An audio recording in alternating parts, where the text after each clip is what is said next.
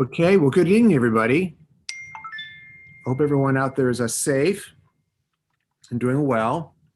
I'm going to introduce myself and the admin team right now. My name's Hans Becker. I'm sure I've not met almost any of you yet, but it's a pleasure to be here at Rancho Bernardo, and we're excited to kind of share kind of what we've been up to. And right now, I'd like to have some of the other admin team introduce themselves. Who's here with us? Hello, I'm Bill Egan, and this is my 7th year here at Rancho Bernardo High School. I oversee the math department, English department, PE, and health, and I'm happy to be here. And I'm Yael Bose. I'm the assistant principal over the counseling department, the visual performing arts, career technical ed, and special education department. And along with Bill, this is my 7th year here, and my son is a Bronco as well as your students, and I have 3 children. I am Kelly Moore. I oversee the world language department, social science department, science, and AVID departments. This is my 5th year here. I'm excited to be here with you to talk about reopening. Great. And I know we have some teachers here and some staff here. You guys may just wave because we got a bunch of you. And they're here kind of to support. We appreciate you guys taking your time tonight after working and Zooming all day to come and Zoom tonight too as well. So thank you, RB staff, for your commitment to our students and families. So we have a presentation for you. The agenda tonight is we're going to go over the presentation. Now, the presentation is not something you would typically see in a classroom. It's going to have a lot of words on it. It's going to have much more verbosity in the presentation than we would ever have in a classroom. The reason we're doing it, we kept it very wordy, is that we're going to send it all to everybody. So all the information is in front of you.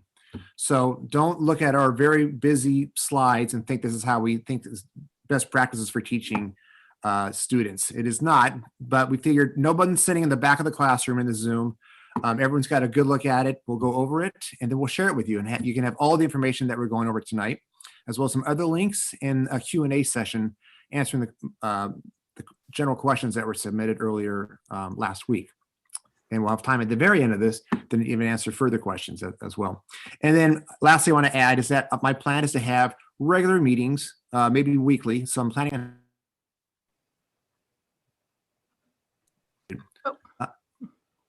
Can you hear me now? Yep. My plan is to have regular scheduled meetings along these same lines, probably weekly. And we're looking at having another one next Tuesday at 10 in the morning for folks that have more availability during the mornings. And we'll kind of go back and forth between evening and morning ones, and just to make sure that we're all having open lines of communication here. So again, and Kelly, you're going to be sharing, I think, your computer. Okay, well, go ahead and start it up.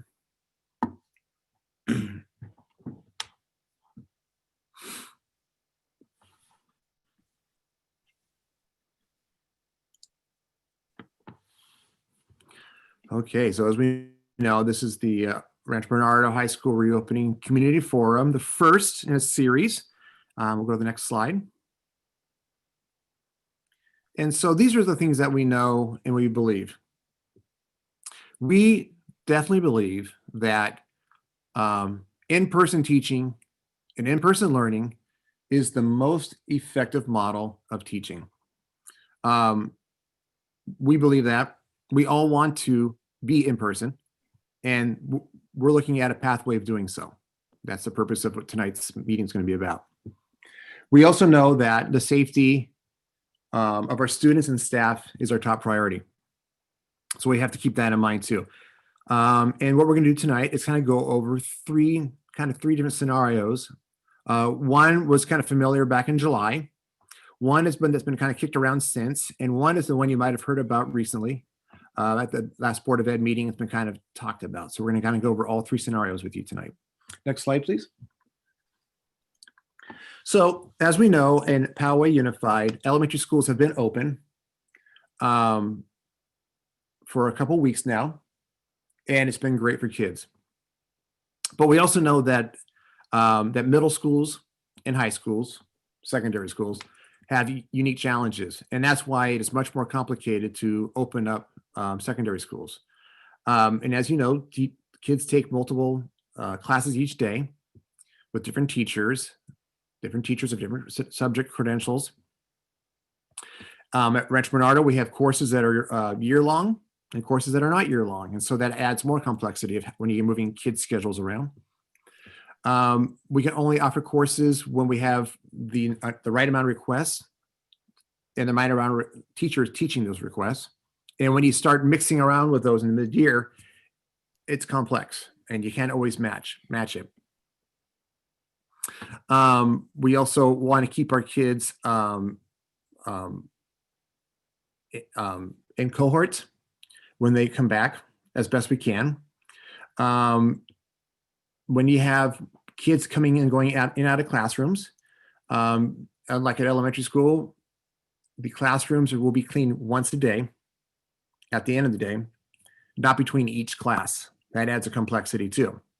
So that ties into the safety and sanitation challenges and the protocols thereof.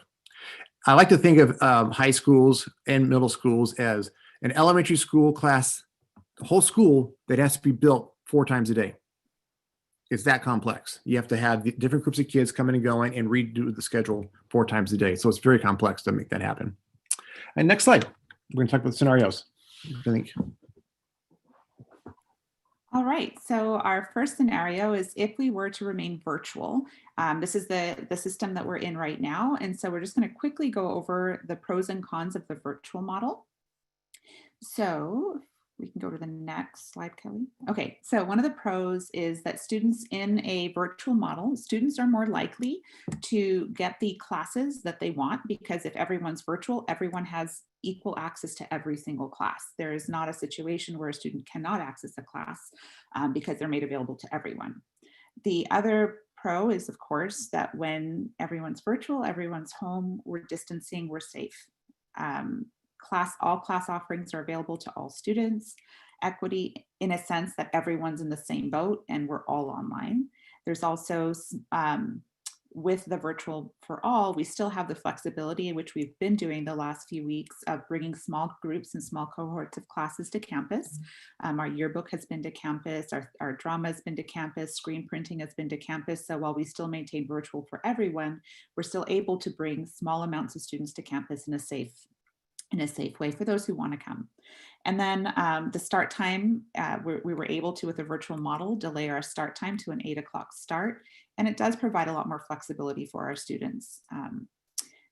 So that's some of the good. The cons of a virtual model for everyone is it's truly not the most effective instructional model. We know that the best instruction that students have is always going to be in front of with their teachers and with their peers.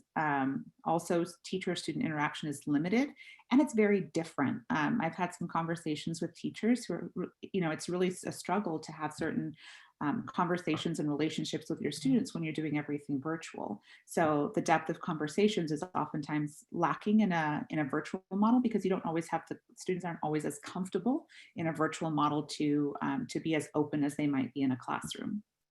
Another con is that with a virtual model, typically there's synchronous and asynchronous learning. So that can also be a challenge for some students. And then, of course, the hardest piece is the mental health and human connections that are lost oftentimes for students, for families, and for teachers. So that's one model, and this is the one we're in, and it is it's great for a lot of things, but it's also a challenge. So then we look at the other option, which we've been talking about, which is our scenario 2, which is a reorganization of the entire school. As the person who does the master schedule, this is really challenging for a lot of reasons. So we're going to quickly look over what that would look like.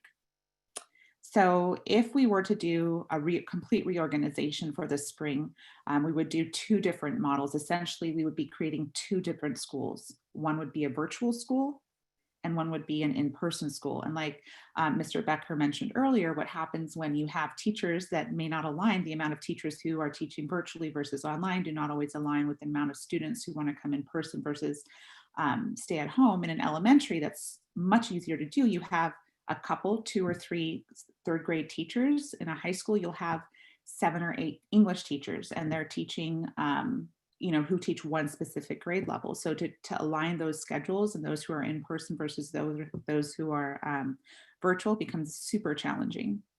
So if you do a virtual learning, what would happen is that the students that are in a virtual class would be completely virtual all day, and teachers in that scenario would use synchronous and asynchronous learning model.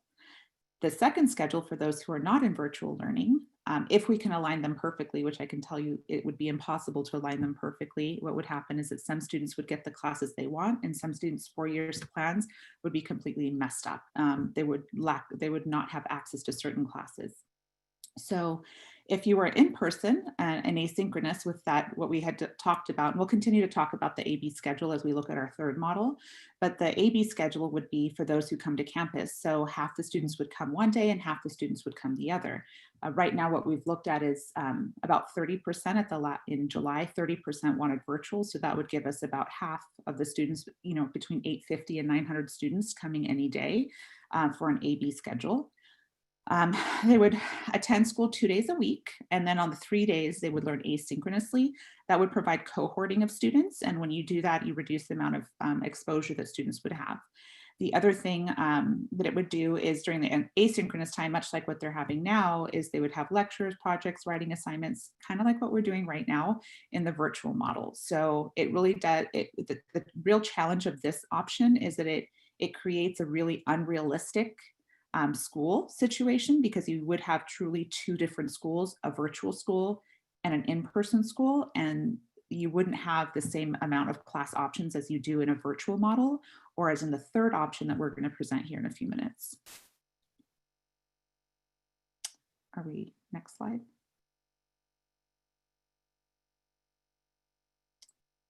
Okay, so, and I talked a little bit about the pros. So the pros of this model is that it does give choice. You can choose VLA and you can choose in person, and neither one shall ever meet. They would truly be two separate choices.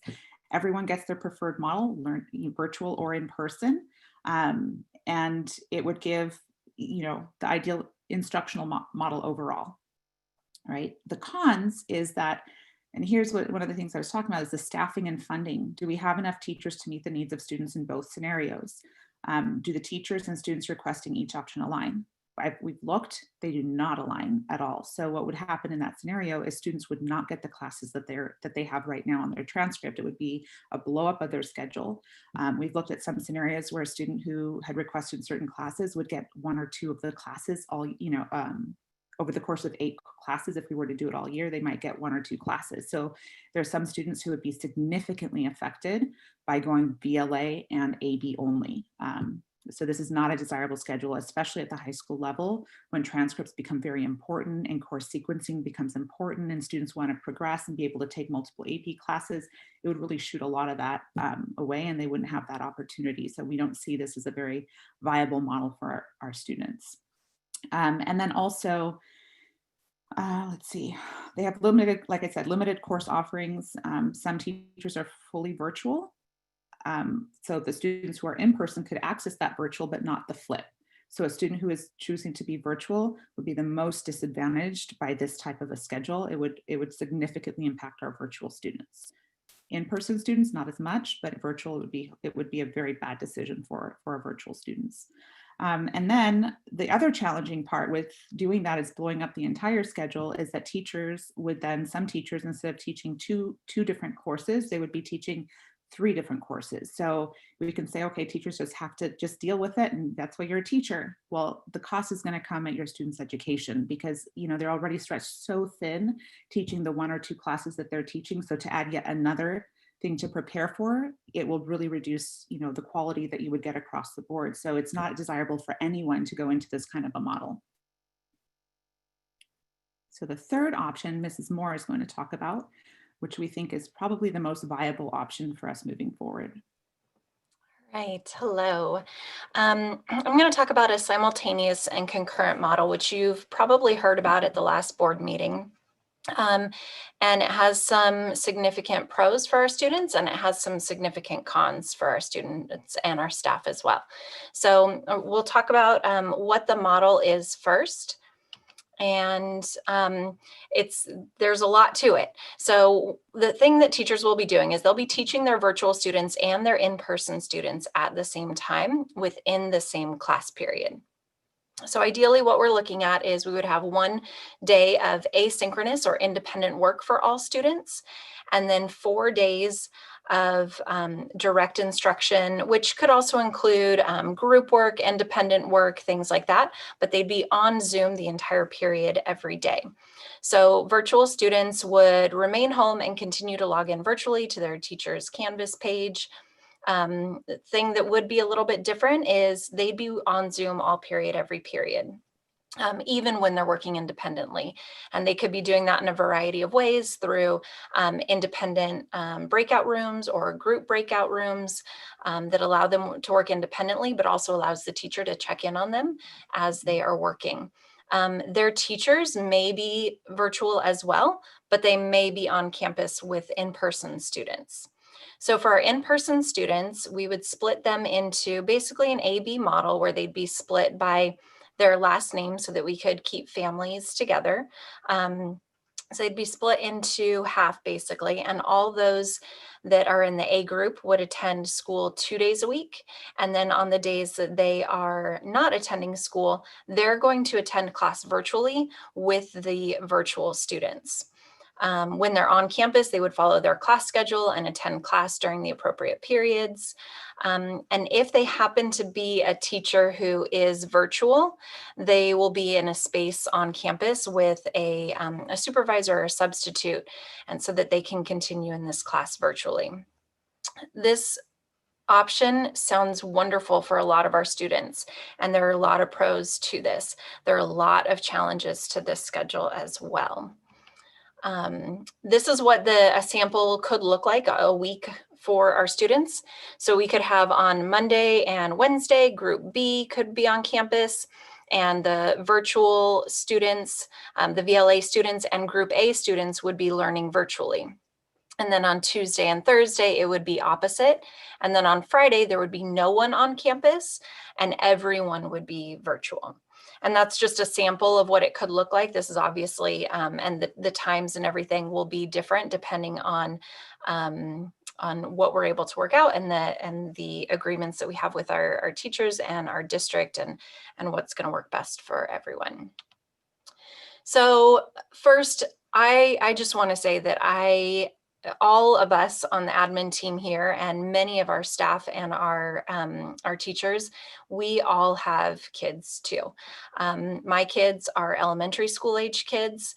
They happen to be in a different district. And I was just telling some other teachers or some other staff members today that as much as they seem like they're being very successful in their classes, I've got 2 in kindergarten and 1 in first. They seem like they're being very successful. They're learning a lot and it's great.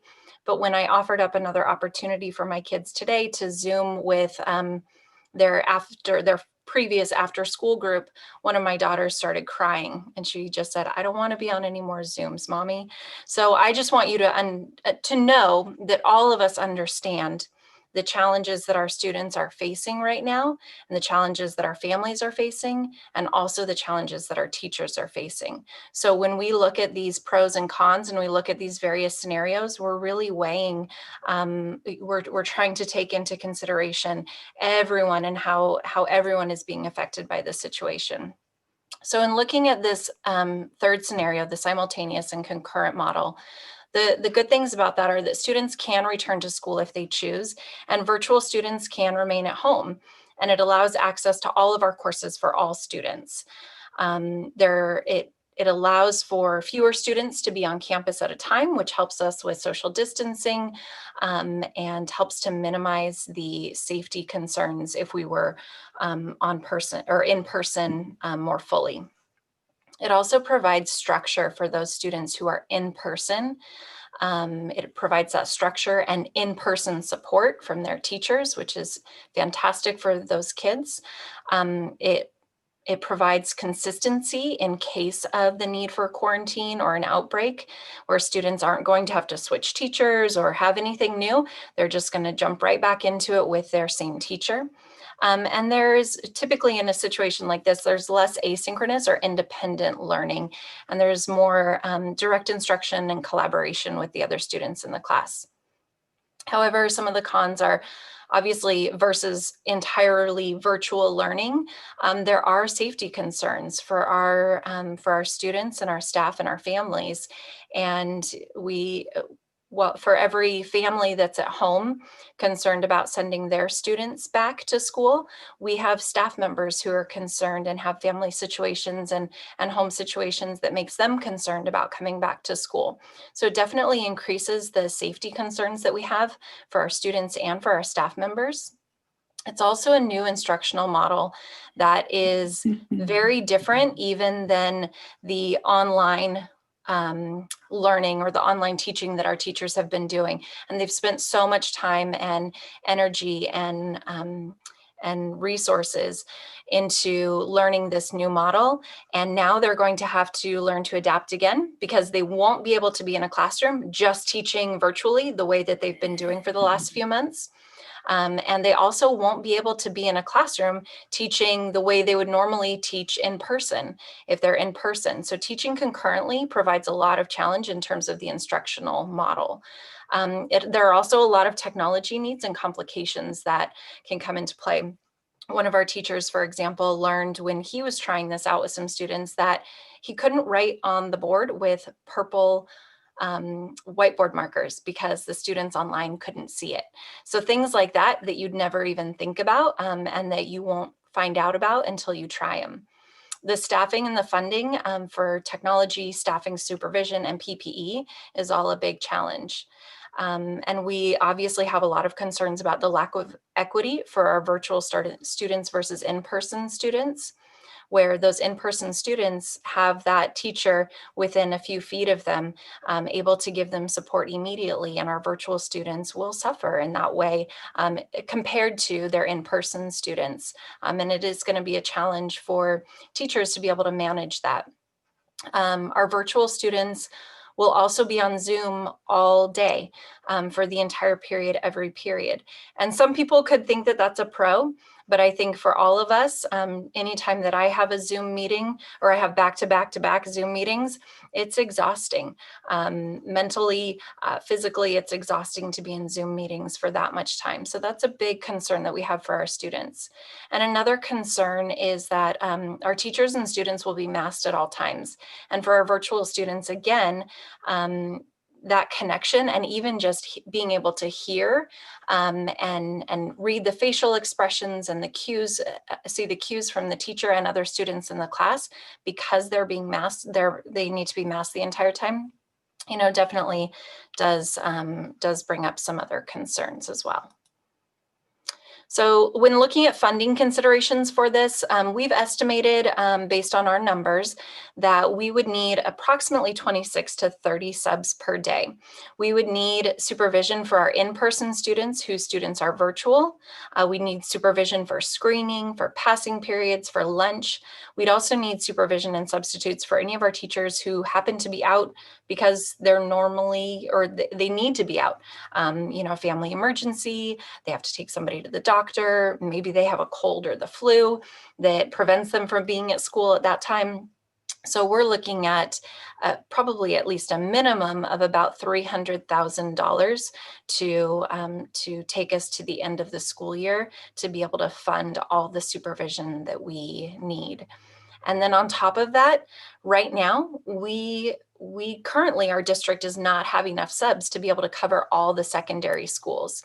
So all of the schools, middle schools and high schools, are in the same boat. Some of the sites have a greater need for subs than we do because of the number of teachers that are coming back versus not. So are there even enough subs that are going to be able to allow us to cover all the classes and make sure that our students are properly supervised? Then when you add in the technology, additional microphones in classrooms, multiple cameras, additional monitors, laptops and webcams for each classroom, it can add up to a lot. then on top of that, we've already spent thousands and thousands of dollars for plexiglass dividers for our classroom and for common areas, for additional masks and face shields and temperature scanners. But that cost of PPE is another factor that we have to consider as well.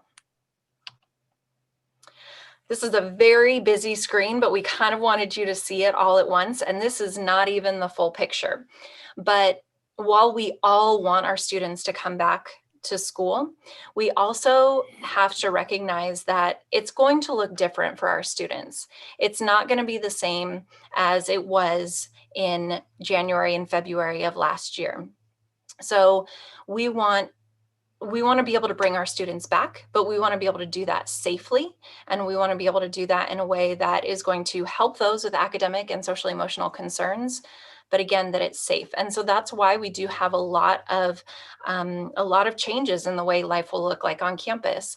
So our school start time would move back to 7:30 a.m. for all students, not just our in-person students. So right now we've got an 8 o'clock start time and a 9:05 on Wednesdays, but we'd move back to our regular start times. And we have to limit the amount of time that we have students on campus because the amount of time where they can enter campus and when they have to leave campus, because we do have to account for all of our students during the day. So we estimate, based on having about 2,400 students, and about 30% of our students are looking to remain virtual, at least as of our last survey. So with that, we estimate that we'd have about 900, give or take, on campus per day, and up to 20 students at a time in typical classroom settings, obviously with social distancing and plexiglass dividers and things like that in place. So each student will have to be temp scanned. We'll have to have their ID scanned upon entry and upon exit. And the reason for that is we need to know the amount of time that a student was on campus in case we do have to do contact tracing. If we did not have those times for when they were arriving to campus and leaving, and just had the time that they were on campus, we would, or that we knew that they were on campus, we would have to potentially call up to 900 students to be able to contact trace if we had an incident.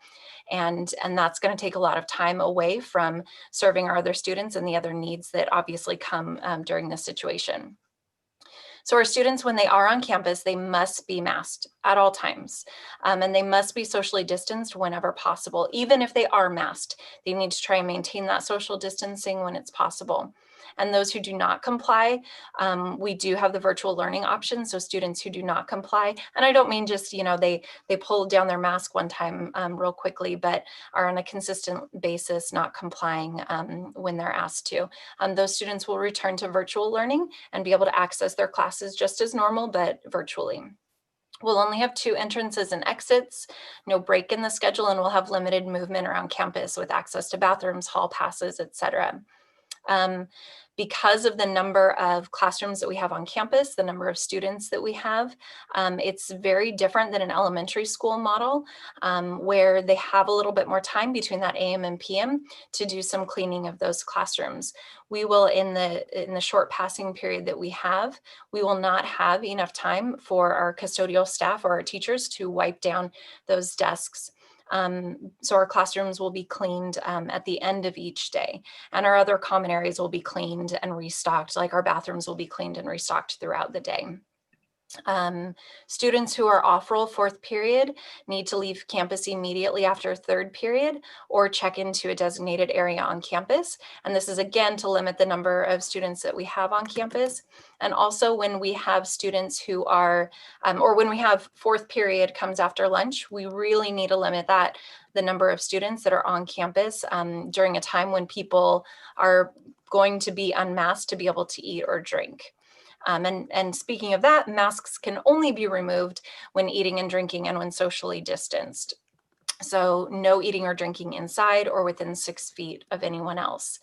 And for our students who have committed to virtual learning, we're unable to accommodate them switching back to in-person. We can do it the other way. If you're in person, you can switch back to virtual learning. But again, because we'll build our schedule to accommodate the number of students that will be on campus at one time.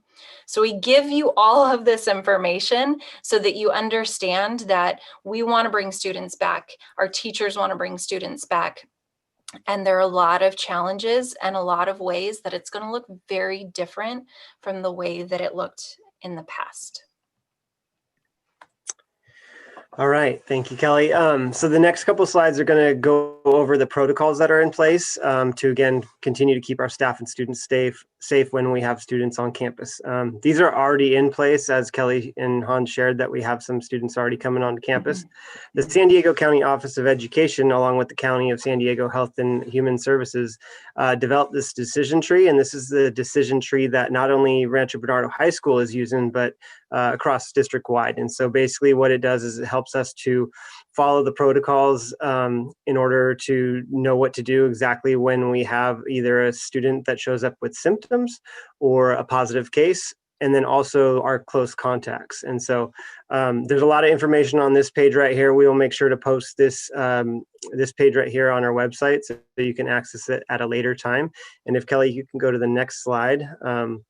That next slide breaks it down a little bit easier to see. So basically you're looking at two different types of scenarios, either a student with symptoms or a student without symptoms.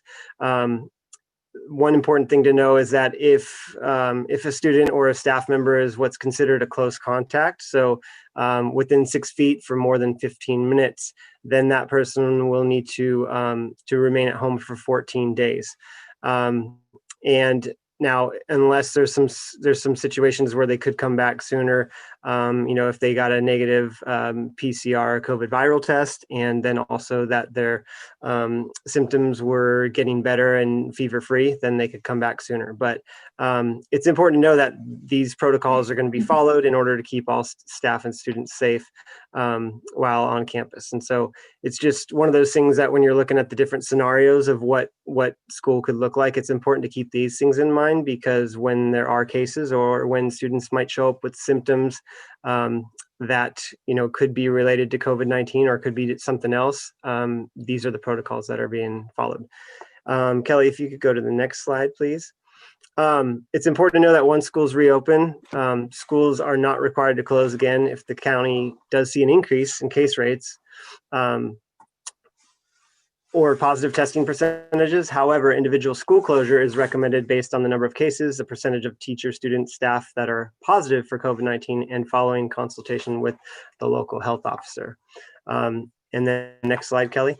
Individual school closure may occur when there are multiple cases in multiple cohorts at a school, or when at least 5% of the total number of teachers, students, and staff are cases within a 14-day period. A superintendent should close a school district if 25% or more of schools in a district have closed due to COVID-19 within 14 days, and in consultation with the local public health officer. So that was a very common question that we got in the questions, is what happens if numbers increase, or if we go back into a different color. So that kind of covers all that in a quick nutshell. Okay. That's a lot of stuff we shared with you. We appreciate you guys hanging in there. So here is kind of recapping a couple of things. This is what we're tasked with. Got to weigh the different scenarios, the pros and cons. We got to make sure that our teachers are supported with supplies and technology. We got to make sure that our campus is safe for everybody. We need to really make sure our students are supported, especially those with academic and social and emotional needs. And then we need to look at how we're going to build a master schedule to meet all these needs. And then finally, how we're going to supervise all this and make this happen, and how we're going to pay for it. So what are we going to do right now? So right away, we've already had kids on campus. We're open. We've been open for weeks. We've had kids on campus. We've had different programs on campus. Different teachers have already been having their students on campus. So what we're going to do right now, starting Q2, is we're going to ramp up a bit. And we're going to, we want to focus on our students that have socio-emotional or academic supports, that need those supports. And so right now we're working with our counselors and office staff and teachers have been reaching out to families and students who are not being successful academically. And it is our goal to hire some extra substitutes and support to get them back on campus, to get them the support they need right away. The second thing is students that had social emotional needs. Same thing. We've been asking teachers and counselors to identify those students and how can we support those students right away. Get them on campus, get them to see a counselor, or get them to see other kids. And then the other thing that has come up in meetings recently is students that are just needing to get out of the house and stir crazy. The third thing we're going to look at is how we're going to get them, a couple of kids to get on campus. It has to be small numbers to make sure we're safe and covered. Just to get something on campus, even to do the virtual learning on campus. So while they'd be in the main quad or the small quad, or they could be in the library doing their Zoom classes, just to be on our campus. And so the next step of them is we need to resurvey our families. And so at the end of this presentation, and then you will get an email tomorrow, will be a new survey. And I know we've been doing so many surveys this year. Survey fatigue is a real thing. But we want to reevaluate. Some families might have a change of mind, like, oh, I'm not so sure about coming back on campus, or I've reevaluated and my kids need to be back on campus. So you have an opportunity to make up your mind now. Yes, students from the same family will be put together, even if their last names are different. Just make sure you let us know that. I saw that chat pop up. So that's kind of what we're going to start doing right away. That's this week and next week and the next week. But how are we going to get back on campus? So that's term 2. So we are planning. Our plan is to reopen as best we can and as big as we can by term 2, which is the end of January. And the best way we feel to do this, to meet most of the needs of our students and teachers, is to do it simultaneous and concurrent model. The last model we shared with you. Other schools in the district are committed to do the same thing as well. But we're going to need some support. We're going to need some parent volunteers, and we're going to need some patience, and we're going to invent this, and we're going to make it happen. But we're committed to make this happen. And this is an option. Students do not have to come back to school if they do not want to. No one will be required to come back to school. It is completely a family option. But the Rancho Bernardo administration is committed to work with support staff and determine the needs, make sure that our teachers are safe, all personnel are safe, and most importantly, our students are safe. And this is new. And this is going to be all new territory for us. Now, that being said, like what Mr. Egan said, if the numbers change in the county, and I know people are looking at Vista School District, and we're looking at other districts and private schools that are already open. If the numbers change in California, we can't control that. We will, but that's not going to stop us from trying to do, and this is our goal. We're going to go and try to make this happen. But if the numbers change on us, then there's certain things we can't control.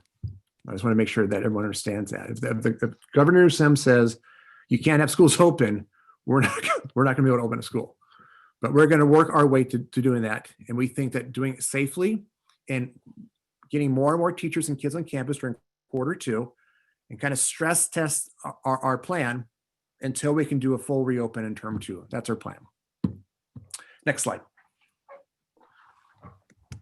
Okay, you had questions. We've got answers. We're going to open these up, and we're just going to have admin kind of jump in and answer some questions. I'll be right back. My light turned off. Hold on. All right. So we had quite a few questions. So we tried to group them into similar categories. And if we didn't answer your question, we'll definitely add to this, and we'll try and answer questions in the chat box as well. So please feel free to keep asking there, or reach out to one of the administrators as well. Just in case you want to and don't already know the alpha breakdown, Ms. Bose oversees students with the last name A through G. Mr. Egan oversees students with the last name H through ON, and I oversee students with the last name OO through Z. So, so reach out to us if you have any questions, especially if it's specific to your student. So what criteria will be used? And I saw some questions in the chat about, are we looking at other hotspots? Are we considering the academic and social emotional challenges that students and families are having? Absolutely. As I mentioned earlier, I think all of us can attest to the fact that we all have children at home, and we are seeing firsthand the struggles that they are experiencing. So we will follow all state, county, and district guidelines for reopening and remaining open. And also the number of students in a classroom and percent of students to close a classroom or to close the site or things like that. And we'll follow district and county guidelines for notifying direct and close contacts, and work with the county for contact tracing. And the district will, and county really will continue to look to other sites and districts that have reopened to identify and mitigate those concerns and challenges, so that we are doing this in a safe way, that we're not rushing to open and then needing to close immediately, because that's the last thing we want for our students, is for us to rush in and reopen in a way that's unsafe and causes us to close down again. When we plan to return, we plan to expand our offerings, as we said, during Q2, and then reopen on a modified schedule. The exact nature of that schedule is to be determined, but we plan on doing that for term 2. And the ways that we'll increase our offerings during Q2 would be any other teachers who want to start coming back, who want to start working on the concurrent model themselves, and then also structuring some time for us to bring in students who are struggling with academics or with social emotional issues, and help bring them back on to campus to get them some social exposure, some academic support, and help them through to term 2. And at this time, there were a couple questions about, do we foresee this changing our academic calendar at all? And no, we don't. We foresee us having the same, vacation days and end date and all that. There's a question if we see our students coming back at all for the entire day, all day, before the end of the school year. That is the ideal. I mean, we would love to be in that position today, but we just don't feel it based on the county guidelines that we've seen and what's going on, like schools in Vista, schools in some of the schools in Florida that have already been in for a few weeks and they're already shutting down. So we want to make sure that as we roll this out for our families and for our students and our teachers, that we're doing it in a way that we can sustain it, and so that we don't have to be opening and closing and sending people home. We want to be able to open in a way that we can keep everybody in the position that they want to be in. Right. And I want to add to that, I like to preserve making sure the class of 2021 gets all the things they deserve to have, which includes prom, commencement, graduations, senior activities.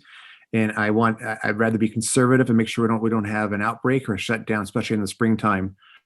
I want to make sure that our seniors get what they deserve.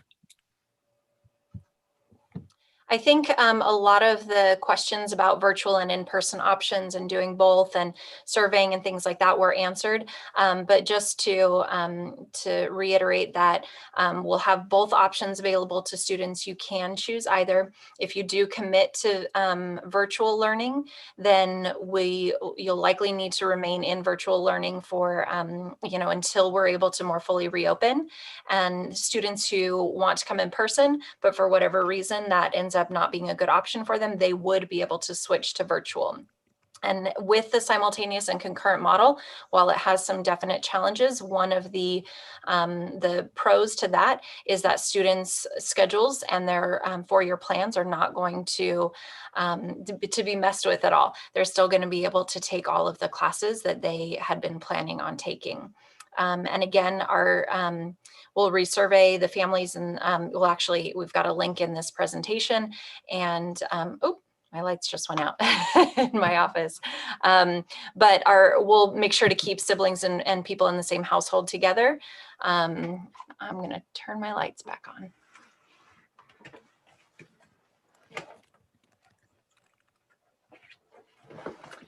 And then with that, can we come back? We had quite a few questions about coming back by grade level or in cohorts, which is what some of the elementary schools are able to do. And unfortunately, because of the nature of our schedule and the complications with a secondary schedule, we're not able to bring them back in cohorts, like say just, a group of all the English students coming back, or all of our ninth graders coming back. We're not able to do that because so many of our classes are mixed grade level classes. And again, the AM/PM model, due to the instructional minute requirements and contracts, doesn't work out the same way that it would at an elementary school. So we'll instead use this AB model where students are going to have instruction for the entire day, either in person or online. The state requirements for instructional minutes are 240 minutes of instructional time, which can be synchronous, which is, in the moment live kind of instruction, or asynchronous, which is independent work away from the computer. And we'll follow district guidelines in terms of the number of students on campus and in class. But most classes will have around 16 students per period, with the rest at home. And that's just based off of the class sizes, the split between A and B, and then having about 30% of our students virtual. Obviously, it'll change kind of between each class, because no class is the same, but that's what that will look like. We talked about the sanitation of desks and chairs, and that classrooms will be thoroughly cleaned at the end of each day. And then other common areas like the library, bathrooms, places like that will be cleaned more regularly throughout the day. And we'll have enough hand washing stations. Bill, do you want to talk a little bit about some of the precautions that have been taken prior to reopening? Yeah, so already the district purchased basically a very, very, well, I guess the air filters that they got were very high quality, and those are in every single classroom right now. So every single classroom already has those in there. Plexiglass dividers for all the classrooms, and PPE, so masks and shields for teachers. UV wands, hand sanitizer, different, a bunch of temperature guns, and also some 3 Android facial temperature scanners. So we have all kinds of equipment in order, and we've already been utilizing that when students do come on campus right now.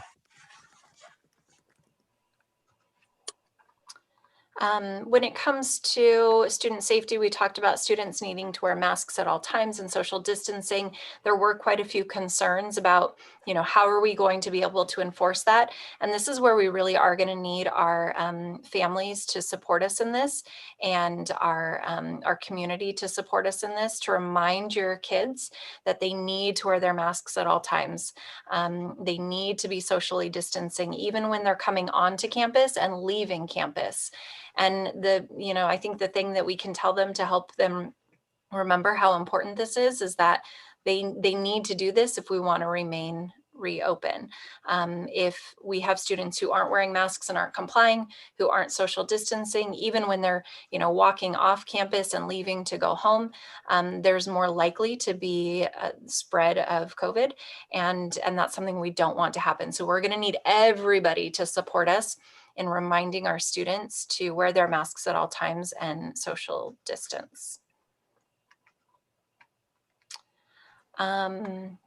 We talked about what lunch would look like and when eating and drinking is possible, but we had a lot of questions about what happens to in-person students who are sick with a regular cold or flu, and also staff, but also how will they be able to access their courses. So that was one of the things that we were weighing when looking at these different options.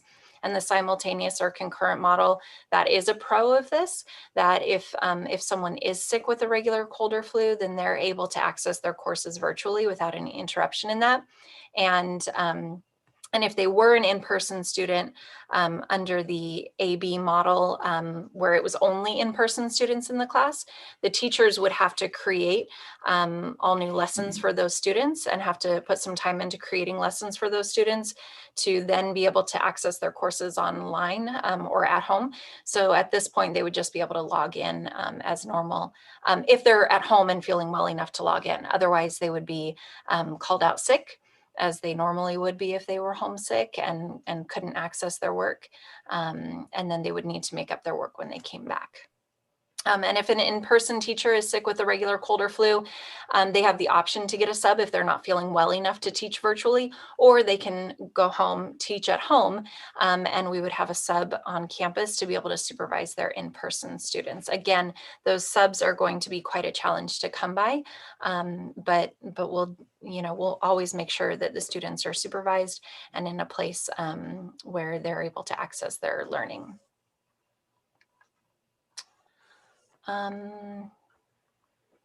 As of right now, our teachers, we had quite a few people ask why some students are allowed on campus right now, but others aren't allowed. And that really is because right now there is the directive from the district is that we want our teachers to bring kids back as they feel comfortable and are able to develop those concurrent teaching models or are able to work that into their curriculum and into their lesson planning. So some teachers have opted to bring back students for some labs or some activities or for certain classes, and it's optional at this point. And we're encouraging teachers to expand their offerings in Q2. And a part of that is that we need to do that very, very carefully to make sure that they have everything that they need to be able to support students and do that, and especially if they're doing it in a concurrent model. And teachers will have the option to work indoor or outdoor. Working outdoor on our campus can be a little bit more challenging, especially in the cold months. But we do have some new spaces. Our senior class had a great project that they did over the summer that allowed them to open up some outdoor spaces for learning. And we have a couple outdoor classrooms now that even have whiteboards and everything outside. So it's a beautiful space that our seniors have been working really hard at putting together as part of their legacy here. When it comes to testing students and staff prior to coming back and then random or regular testing, we know that our district is working on protocols for that. And we know that the county is working to try and get us a closer testing site in the northern inland area. So hopefully we will have a free county testing site in our area sooner than later. And the district is developing a plan for testing protocols and requirements. Yeah, Elle, do you want to talk a little bit about marching band and choir and ACT and SAT? Sure. So actually, I would like to bring in Mr. Otani. I believe he's with us to talk a little bit about marching band and kind of the rapid conversations he's been having. He just left, I think. Oh, that's too bad. That's okay. I can talk a little bit about it. I'll start with ACT. Oh, he's here? There we go. Hey. Okay. Mr. Otani, why don't you share a little bit about, I know you've had your band meetings, so why don't you share a little bit with families what's going on with band and orchestra, choir, and what you guys have been discussing? Sure. We are in the process of meeting with different groups of parents in separate ensembles. And so please refer to the Monday email. And if you're not receiving the Monday email, email president@rbmusic.org to make sure that you are on the list. And we will have all the communication for reopening for any of the instrumental music programs in that email. Perfect, thank you. As far as the ACT and the SAT, so those are separate from the PSAT. PSAT is run by the school, and that's why the schools are able to host the PSATs on our sites. We run them. As far as the SATs and the ACTs, those are run through College Board. And so it is the prerogative of College Board as to where they host or where they request to host their SATs. So RB used to be an SAT site, and a few years back they elected not to use RB any longer. We did call and try to make that change so that we could host the SAT at RB, but they had decided on a different facility. RB is a little bit of an older facility, so we understand why that might have been the case for them, but it is something that we were hoping to get back to RB, and as soon as we can get that back, we'd love to have it available for our students.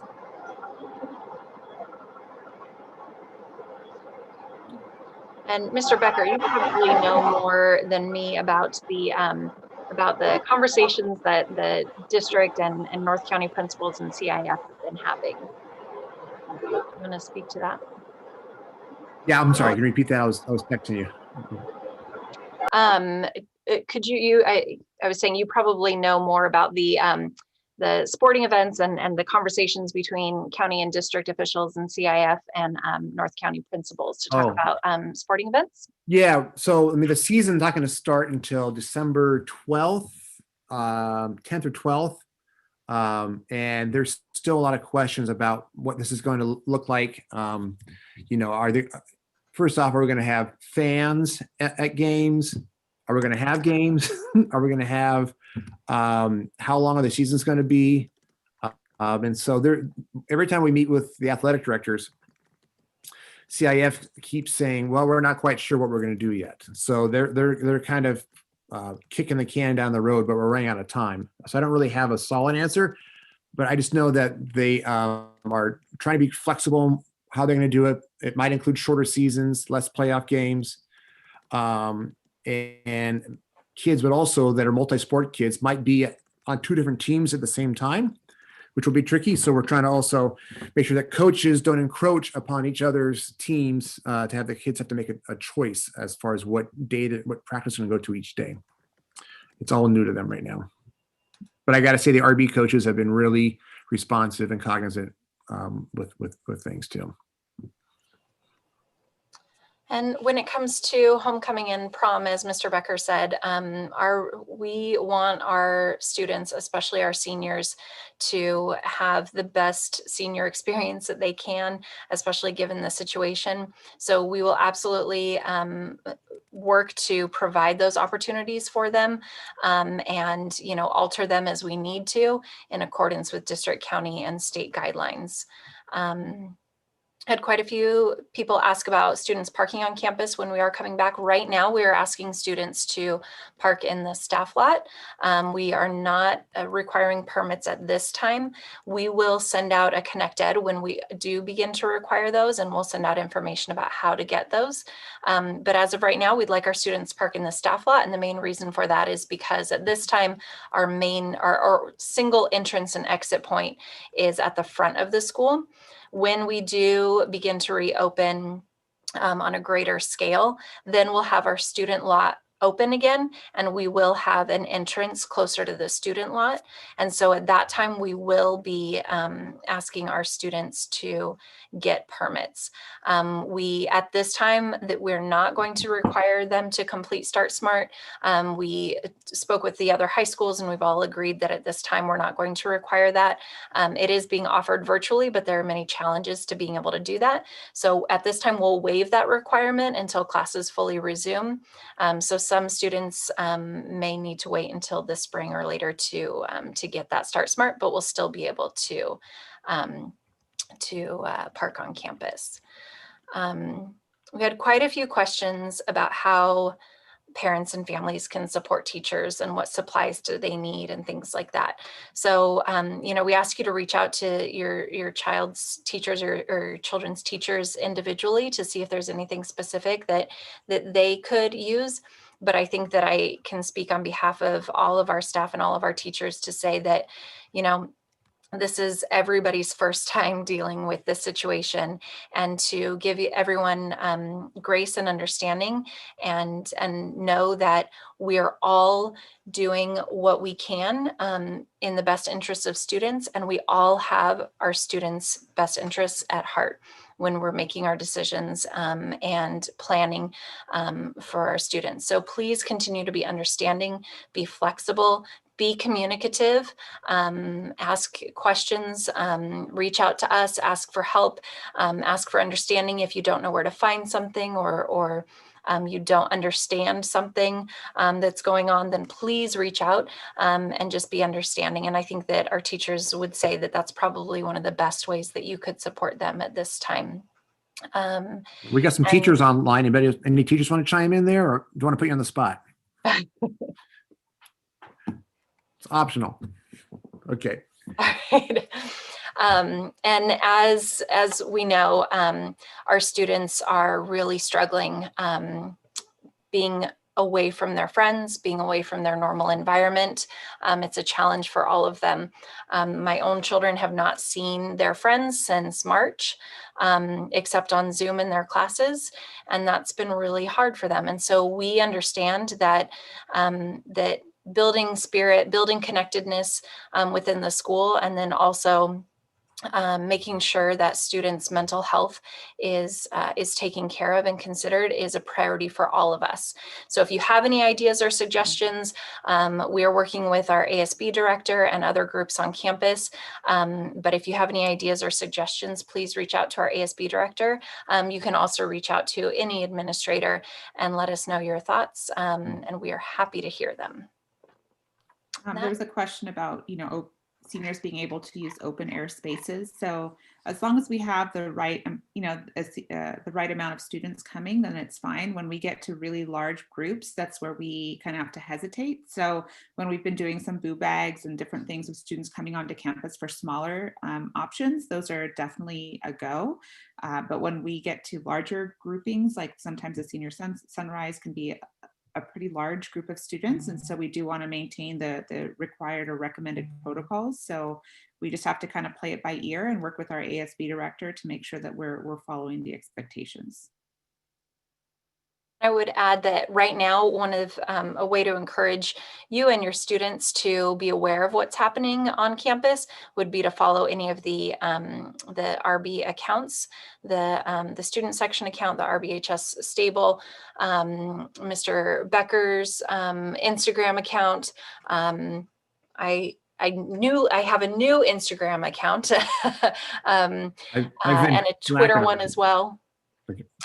Yep. So follow any of those. They give you information. They update you on things that are going on, because we do have a lot of things that are going on and opportunities for students to connect with one another, or at least kind of feel that there's some sense of normalcy to the school year. So we encourage you and your students to make sure that you're following all of those and looking for reading through the info sheets that we send out,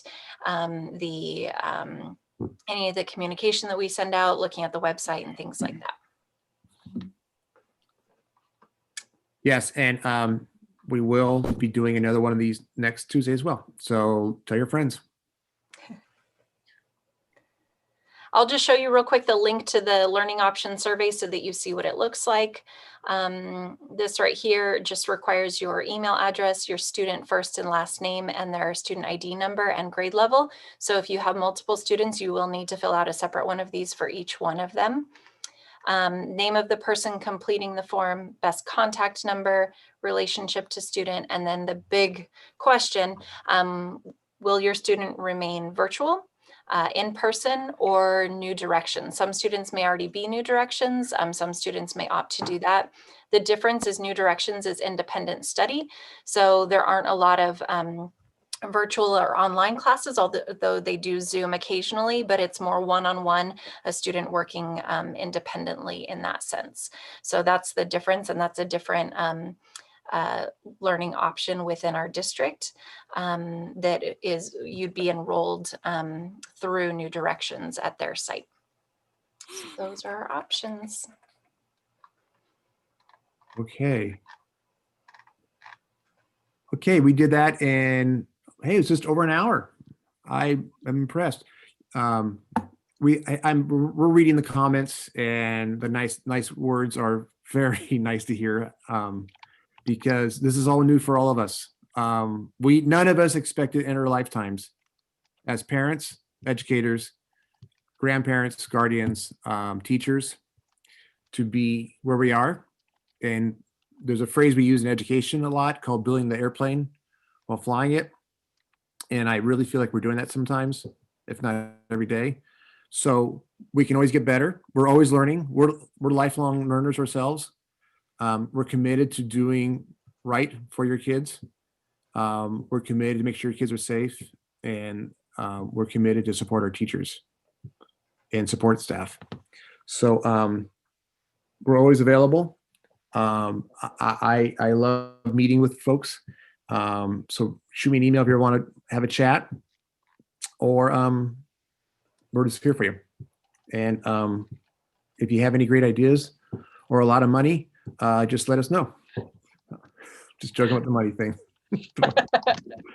So anyways, everyone have a great night. We'll stick around for a bit if you guys want to, if anybody wants to kind of ask more questions, okay? And did you, Hans, tell everybody when they can come and meet again? Was it Tuesday at 10? Tuesday at 10 o'clock. I'll send out some information tomorrow. And this should have been recorded on YouTube. So if you missed something, you can go back and look at it on YouTube. We'll also be sending out the links to the slides tomorrow morning and the survey as well.